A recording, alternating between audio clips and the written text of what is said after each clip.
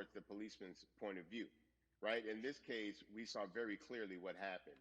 I think the other thing is due to the fact that everyone was at home, basically during this time period in relation to the coronavirus. You couldn't avoid it, right? It was on every television station. It was on every Absolutely. social media platform.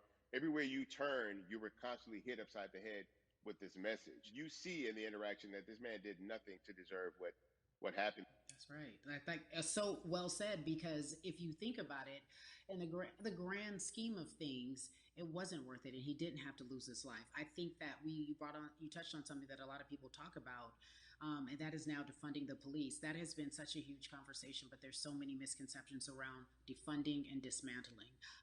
If you will, educate the audience. All right, so most people, when they hear the term defund the police, they tend to think of, oh, they're going to take away our police department. Nothing could be further from the point.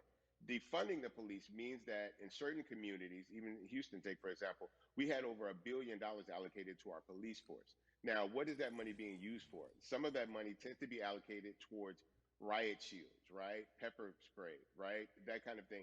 That's only used against the people that fund this budget, right? So why would the people want to supply the police with the means to oppress them? If the police are concerned about the situations in certain Yep. communities with a higher crime rate, well, higher crime rate,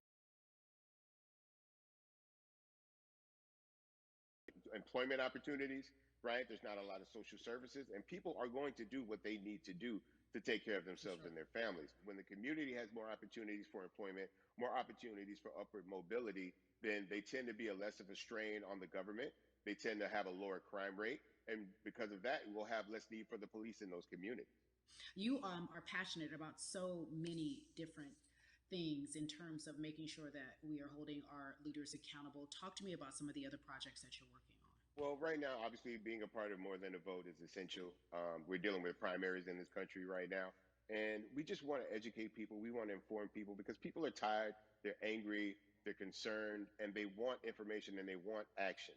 And so we want to make sure that we give them the right information and lead them in the right direction. And we thank the people that do not look like us for standing with us right now because it's very Amen. important that people who aren't black be involved because if black people could have gotten rid of racism, we would have done it hundreds of years ago. And so I'm trying to use my voice and my platform just to let people know that if they feel like I do, there's a number of places they can go to enact change in their community. People need to know about how their city council runs. They need to know that they have the ability to speak when city council meets, to let them know that that's not the way that they feel their city needs to be run. Those are not the places that they feel the money of their And community Bud, needs to be allocated. and Bubby, even a step further, they can run for office in their local community. They can run for positions. Like, people act like they leave it up to somebody else. If you're upset, it's not hard to get on the school board. It's not hard to be a part of the city council. It really isn't. And depending on how small your town is, you could be a mayor. It's the power is with the people, and we need to just know that that's happening. Absolutely. And it's always been with the people. You know, if you look at Trayvon Martin's mother, Sabrina Fulton, right? She felt that there was a system of racism and a system of oppression that led to her son's death. And so what did she do? She ran for city council and she was elected Yeah. city council. Our own former president, 44, Barack Obama, right? Started in the community as an activist, ran for an elected position, became senator, ran for another elected position, and became president of the United States. So don't think that you can't make a difference. You know what I'm saying? You don't need a lot of money. You don't need a lot of power. Your voice is enough to make a difference. Amen. I feel like I need to go out and run for something. You gave me a rousing speech there, sir. I'd be remiss if I didn't ask you this. When I talk to my brothers, I have to ask you, as a black man, how are you doing? Are you okay? I'm good. I'm good. I have a very strong relationship with God. So prayer definitely works for me. I have children and grandchildren who are watching me, who are encouraged by what I do, and they're proud of me right now, you know, and that's really what matters, you know. The change starts at home, you know. So as long as you have a support system that believes in what you're doing and supports you in what you're doing, you have everything you need to go out there and fight the good fight. And for those that don't, there's a community of people here to help you. So you can go to places like morethanavote.org. There are many different places that will encourage you, inform you, and they will put you with groups of people that feel like you, that are ready to take action. So no one has to go about this alone if they want to do it. Yeah, yeah. We're stronger together. People have been saying it, but that has much more meaning now that we are in our movement, not just this moment.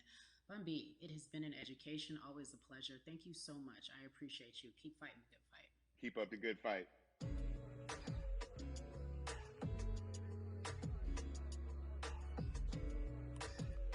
Yeah, la la. So, our next guest, I have to admit, I'm a fan, but there are so many different people that we could talk to, and I thought it was so imperative that we speak with her. You know her as Molly on the huge, successful show Insecure, HBO's Insecure. She also has a comedy special highlighting her Nigerian roots, and she's an amazing podcaster. Let's welcome in Yvonne Orji, everyone. You have such a beautiful way of making things funny, giving us the humor and Yeah. the healing. You bring all of that to your space. And right now, as you look across this country and how everyone is so broken and so upset, if it's not social injustice, it's the pandemic, it's depression, it's unemployment, the list goes on and on. How are you doing, quite frankly? I am I'm rediscovering self in a way I that is hard but necessary, that will lead to ultimate joy. I know it sounds like a lot, but no, I think I personally think that God put all of us on a global timeout. Like we just, America hasn't done as good as other people when it comes to timeouts, because everyone else is out playing at recess, and we're still in the principal's office hoping and wishing we can come out.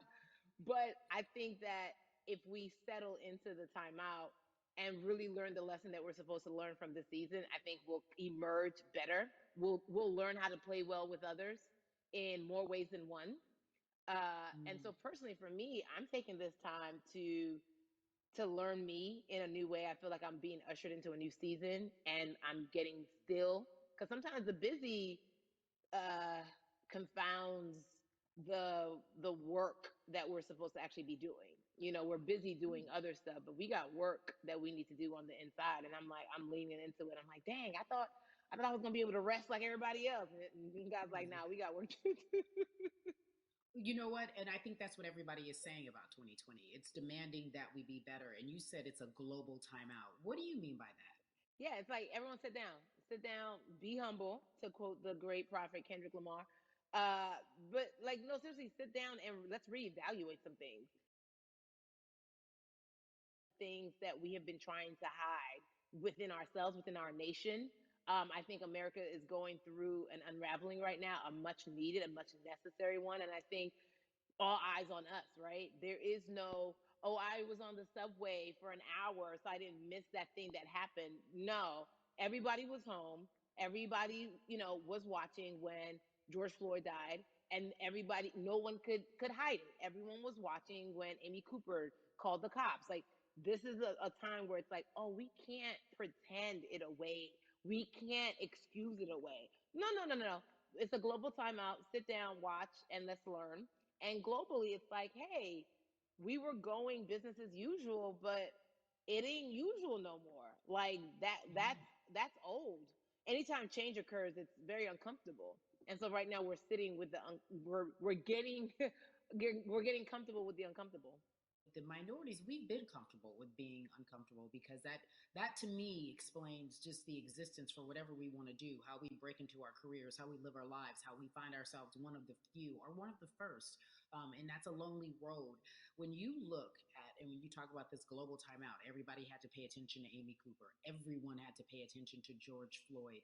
How is that helping us as a people, as a country during our global timeout? I think, well, one, we're not minorities, Carrie. You already know it. It's like these labels that they put on us. It's Yeah. like the same way of saying like black on black violence. Also, there's no white on white violence. It's branding, Yeah, great. right? It's all Yeah, branding. you're right. You're It's right. like white people kill white people every single day. So no, there is no black on black violence. And if you say black on black violence, well then let's brand white on white violence. Like I watch Mhm. Investigation Discovery. Ain't too many of us being featured. So, I just even like, but to answer your question, what does that do? I think what everyone expected is what has happened in the past when the world was still open, right? In that, okay, you had everyone, from Trayvon Martin to Castillo to Sandra Bland, you had all of these lives lost, and black people made some noise, We rioted, we got out in the streets, we started the Black Lives Matter movement, all of those things. And then white people kind of just like, oh, let's give them something. And then it's just like, is it over? It's like Oscar is so black. Okay, okay, good. We gave some Oscars. Are we good now? Like, are we even? Mm-hmm. And it's now it's just Mm-hmm. like, oh, no, no, no, no, no. This is not about like a band-aid. It's like, yo, we might have to amputate the leg a little bit, but it's all right because we're gonna by amputating the leg, we're gonna save the body. And so I think that's what's happening now. Like America is realizing like, oh, black people aren't just making a little bit of noise. Like the protests are still out, the conversations are still being had, the change is still being demanded, and I think they're seeing, oh, this is not going no way, and no, it's not, because we need systematic change.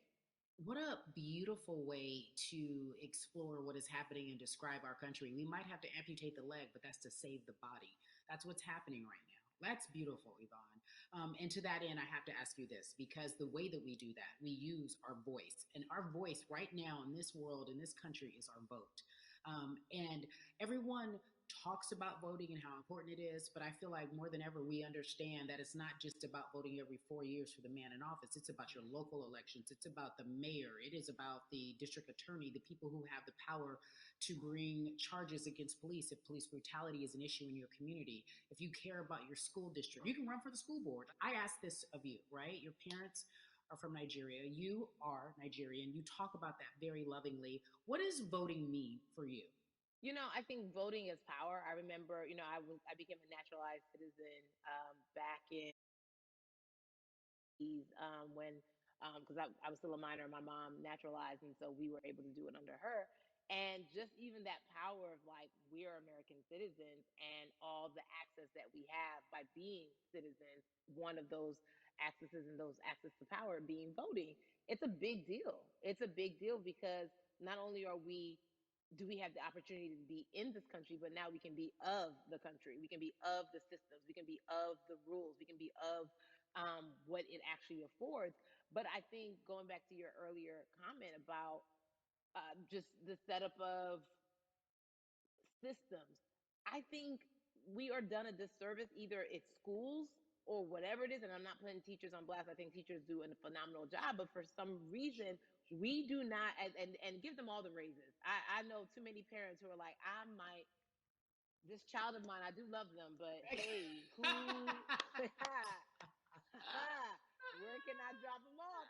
And I do think that there's a disservice done because, again, when we talk about them, to your point, we talk about every 4 years. It's important to vote for the presidency. We don't realize, like, oh, snap, we actually can vote about, like, how much our libraries get. It's like small things like that, but they make a big difference. When you think of voter suppression in this country, what does it look like for you? It's the systems. When we talk about voter suppression, we also talk about systematic racism, right? It's all the systems that set up, and we've normalized. Okay, maybe your job will give you a half day, or maybe you'll be able to get this luxury. It shouldn't be a luxury. It should be built into the system. It should be built into the fabric of how we vote. But maybe you'll be able to get this luxury in order to enable you to go vote. Think about everything disenfranchised, marginalized black person has to endure in a day. So in a day, you need to get to work. If something happens to your car, if something happens to your child care, if something happens to, there's so many factors along the way that can send you into a tailspin as an American. And then you add on as a person of color. If you're just trying to get to vote and you already have to go through all of these hurdles and hoops in your everyday life, imagine the one day when your voice really is supposed to matter the most in this country. But then you also see all the times that you tried to have your voice matter and then it's been shut down, repressed, told it doesn't matter. And then you're kind of like, what's the point? How do we keep hope though? If I'm watching this right now, I want to I how do we as a people stay hopeful? How do we believe in the promise that these quote unquote forefathers have given us? Because have you met black people? By default, like hope is infused in our DNA. Like you know what I'm saying? Like by like if we haven't been broken now through, be it through You're right. slavery, through Give it to me. Give capitalism, it to me. through Give it to me. colonization, through segregation, you're right. through, I mean, listen, the history of Black people in this country is, at one point we were 3/5 the people. Mm-hmm. That's it. At one, That was a written law. And look at us now. We are whole. We are Black girl magic. We are Black boy joy. We are, you know what I'm saying? mm-hmm. What I think about in terms of giving us hope, right? We're making a lot of people nervous right now, Carrie. We're Oh, making a girl, lot of people Ben. nervous right now because they're like, dang, we put all these obstacles in their way, and these jokers are resilient. But that should give us hope. That should give us hope that, like, we can't stop, won't stop. I mean, I went to the school of Diddy, you know what I'm saying? Hashtag, Harlem shaking it right now. Can't stop, won't stop. And I think that's our motto. We can't stop voting and we won't stop voting. We can't stop marching and we won't stop marching. We can't stop thriving and we won't stop thriving.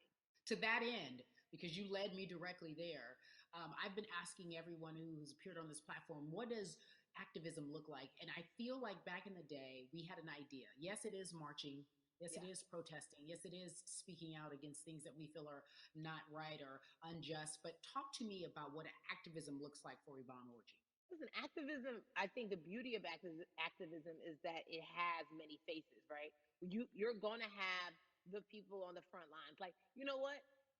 Martin Luther King marched, but there were a lot of women who were in the homes like, hey, BT Dubs, when they come back, this is how we support all the people who are marching on the front lines. And we're going to be here doing what we know to do best here. And you know what? Somebody needs to bail them out of jail so now we need to be in the community, getting money or whatever it is. So it's like everybody has a position to play. And so play your position like a shortstop, bruh. So whoever you are and whatever you do, play your position. So activism could look like, you know what? I'm not the one that's built to be on the front line, but you know what? My pockets go deep, so I'm gonna support the people on the front line. I'm a comedian. Black joy is a form of activism. There's always a call for entertainers or celebrities that have the platform to do something. Why aren't you speaking out? I'm not a believer in thinking that it's mandatory. Like you said, everyone can be an activist and be activated in different ways. But talk to me about the connection. Talk to me about the marginalization in your world and how you feel like it even inspires you to say more and use your platform to do more. Beneath the surface of what we do, like Niecy Nash says, it's the who, right? The who is the person who's going to be like, hey, let me call this out. Either blind racism in terms overt racism, in terms of ways that we can be better, in terms of ways that we can actually be more uplifting to the community that you may not even realize that you're serving. Before I let you go, talk to me about the urgency, in your opinion, for people to vote, our people to get out and vote this coming election. Yeah, I mean, guys, guys, guys, if you think you're tired now, I'm telling you right now, we cannot take this sitting down. We can't take this jokingly. I understand that it may be hard to figure out who to vote for, but at the end of the day, we got to vote for our families. We got to vote for our legacies. We got to vote for continued progress. We have to vote for upward mobility. We have to vote for equality in a way that is long lasting. And if we succeeded before, we can do it again. You talk about the hope. This is the time.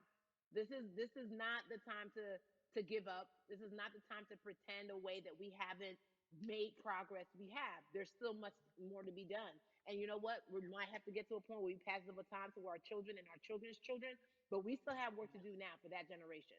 Yvonne Orji, you are everything. You are Molly, but you are not Molly. But I love you so much as Molly on HBO's Insecure. You are an amazing podcaster, Jesus and Jola. Shout out to Lovey.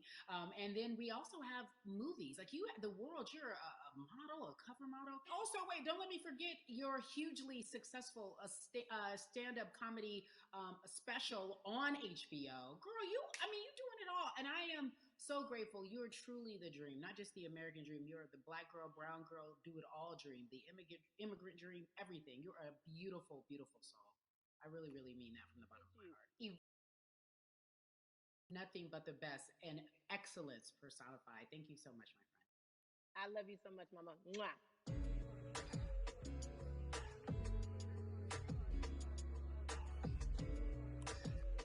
Yeah, la la.